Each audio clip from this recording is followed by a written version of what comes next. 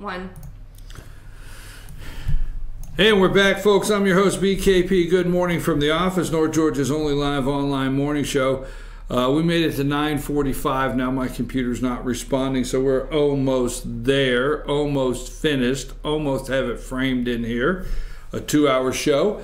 Amanda, this is what we were looking at. I was talking about before the break. Someone sent this the other day.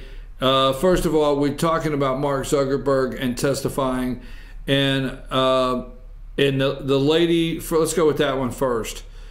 I cannot read it across the room, so this is a little joke of that was put up. What's the can you read that for the audience? The top one. The first picture it says people in the 60s. I better not say that or the government will wiretap my house. And then it says people today. Hey, wiretap, do you have a recipe for pancakes? Exactly. Your data. I mean, how simple can that be? Correct. Yep. I mean, you are data, folks. Amazon is the same way. Anytime I Google something, like even I'll be looking up something for you or just something in general, it'll come up on my Amazon. Well, here's the one I like, okay? People that also bought this product, okay, bought other products. So, the other day I purchased and I know what it is, it's trolling, okay? But the other day I purchased something to help with phone calls and audio in there. And when the company sent it to me, now that company is all over everything I do. And then other companies that know I bought it, they found out I bought it from them. And now they're saying they would like to sell me different things in that area. You know what I'm saying? And so we say, Alexa, wiretap, Alexa, or whatever Google's name is, or whatever Apple's, which one is. Hey, could you send me? Could you record this and let everybody in the world knows I'm making pancakes? Now, I don't have anything new on this. And I hope it will come up because I'm trying to get it to come up. This show is not a fan of Eric Erickson. We are not Eric Erickson fans here. Because time's too short to say why. But I remember the Red State meeting down here in Atlanta, and I remember Eric Erickson getting on his better than me. Eric Erickson is better than me. I have way too many sins to be in Eric Erickson's circle. Just saying, okay, period. And I remember when Eric Erickson disinvited Donald Trump to the Red State gathering. Remember that? And you remember Eric Erickson would not want his daughters to be around him, okay?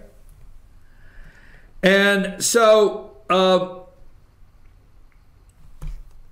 supposedly he's an anti-Trump. I really don't think he goes on the show and says anything nice about Donald Trump.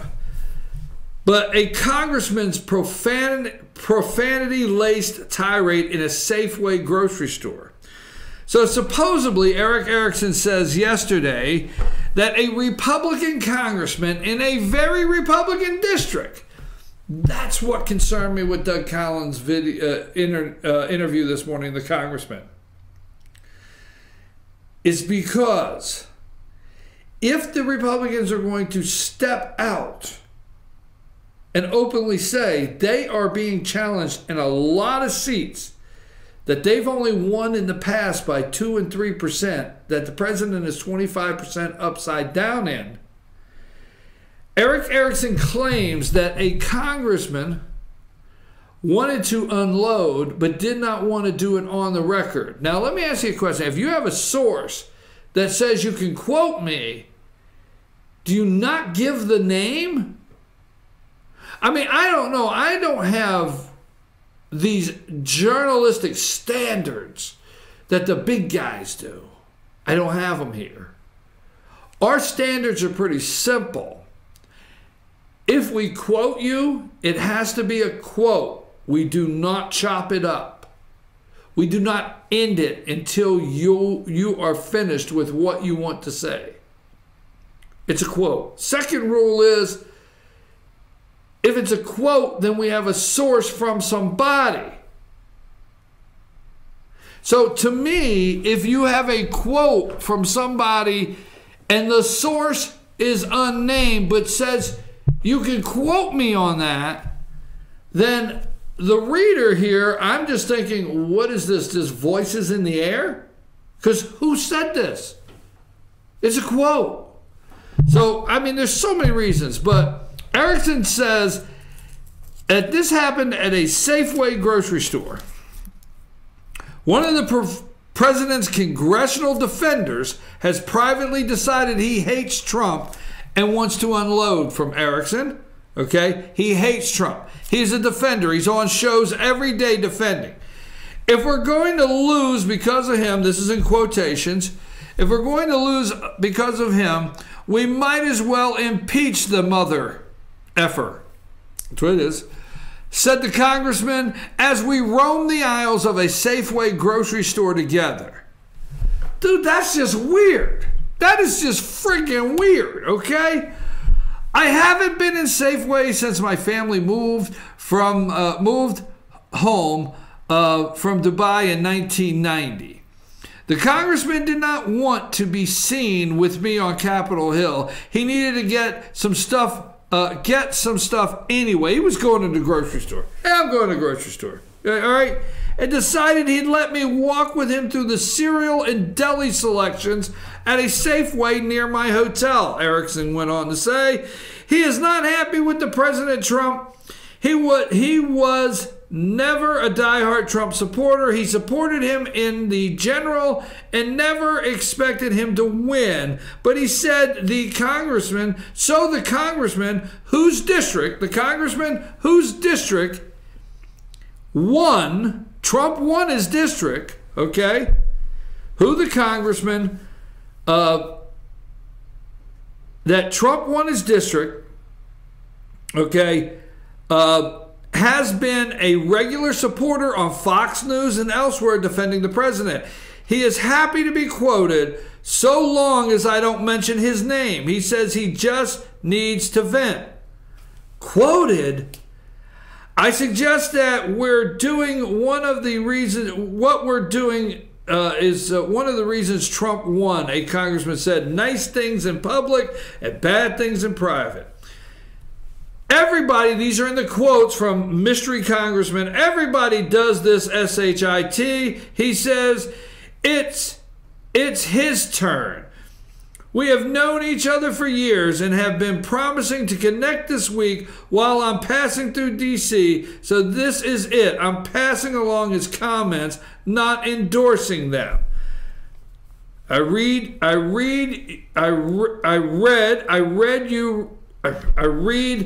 the writing about this, about wanting to say nice things when you can and criticize when you need to.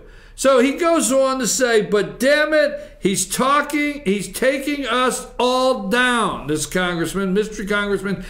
But damn it, he's taking us all down with him, and we are well and truly effed in November. Kevin McCarthy is already circling like a green fly circling SHIT, trying to take Paul Ryan's job because nobody thinks he's sticking around for Nancy Pelosi. She's going to F up the cafeteria again.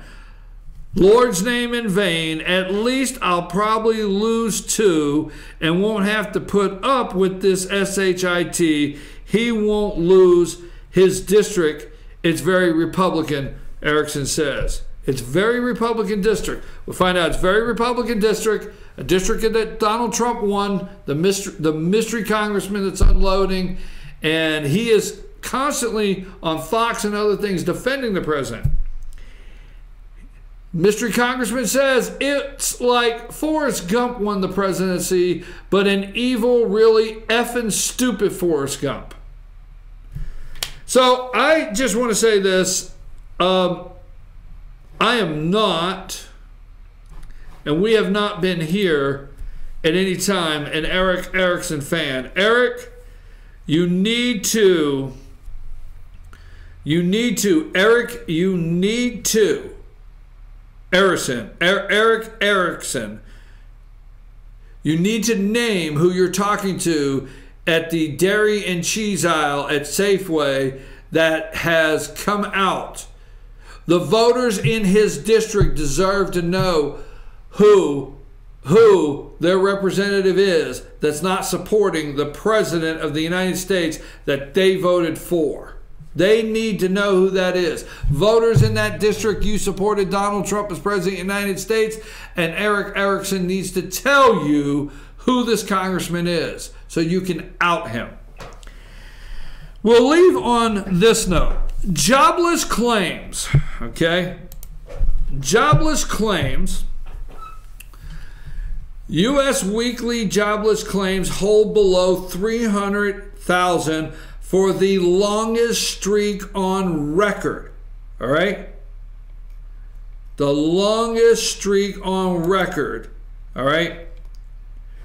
The number of Americans claiming new unemployment benefits has never been so low for so long. One more time for those of you in Yorba Linda, California. The number of Americans claiming new unemployment benefits have never been so low for so long. Initial jobless claims, a proxy of approximately for layoffs across the U.S. decreased by 9,000 to a seasonal adjusted 223,000 in the week ended April 7th. Wonder if we can get that message out. Wonder if that's what will resonate with the voters, okay? Or the left's attempt to tell you that it's more important we know what happened between Donald Trump, a porn star, a Playboy bunny, okay? A Playboy bunny, and the tapes of Access Hollywood. Every time I think that's what they're really going after. Two things. I'm not going to get to the last video. It was a little funny, and I thought I was going to have a little fun with it. I'm not going to get to the last video. But I want to tell you something. I want to share this because I went somewhere last night, and recently there's several times that I have been places. Okay, I have been at places and people ask me, how did I get into politics? How did I get interested in politics? Okay, when did I become interested in politics? When did I start paying attention to politics? And, you know, I get that question a lot because, you know, I love politics. So I tell people my answer is I started following politics by the age that I was able to comb my hair. As soon as I could comb my hair by myself, I started following politics. That's how early. And people look at me puzzled like, okay, so combing your hair, following politics, what did that have to do? One thing have to do with the other.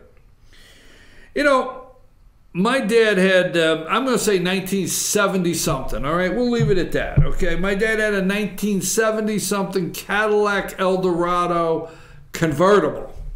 Oh yeah, 1970 something, the big one, man. Cadillac Eldorado convertible. And as a child, I thought the only reason we had that car in the garage is so a politician could ride on the back. And we could put vote for on the doors. I thought that's what he bought it for, so somebody could ride on the back and vote for. All right?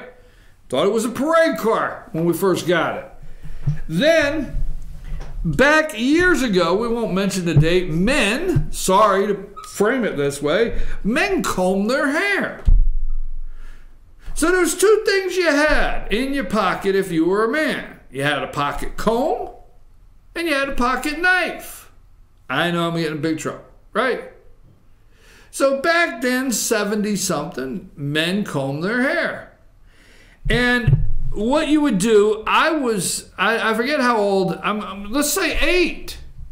But I'll never forget the days of going to the county fair and setting up, or the state fair and setting up for a politician, handing out at 8 years old pocket combs that say, elect so-and-so to what office on the pocket comb. So at the end of the campaign season, you know, it's like campaign buttons, you would always have a box of these, you know, campaign pocket combs with elect so-and-so.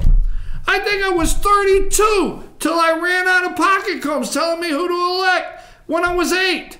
That's how long I've been in politics. Folks, I'm here to give the admission. I like it. I like to see what's going on. I like to figure out what's next. And I'll do it again come tomorrow. But tomorrow we're going to be at Circuit World in Blue Ridge. That's Circuit World in Blue Ridge. We have Ask the Doc. Tomorrow we have Ask the Doc, and then after Ask the Doc, we have the All-Star Political Panel, Circuit World of Blue Ridge. Can't wait. I always love to wrap up the week up there with our friends. Take us out of here, Amanda.